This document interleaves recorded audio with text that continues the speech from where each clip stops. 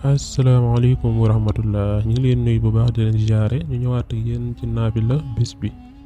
muy 24e nuit bi maanaam guddi ñaar fukkeel gi ak ñeent ci weeru koor naafila tey mi ngi nekk juróom-benn raka bu ci nekk fatiha benn yoon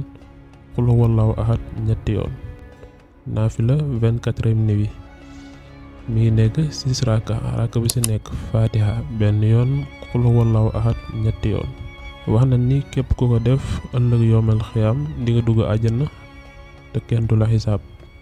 kon naafila yi ñu ngi koy jëlee ci téere Sëriñ Suhaybu Mbàkke bi ñu woowee Xurratul Ayni képp ku ci bëgg yeneen leeral description vidéo bi dina la defal lien Telegram pour nga mën a am téere boobu kon ñu ngi leen di sant bu baax di leen gërëm di leen ñaanal koorug jàmm jërë ngeen jëf.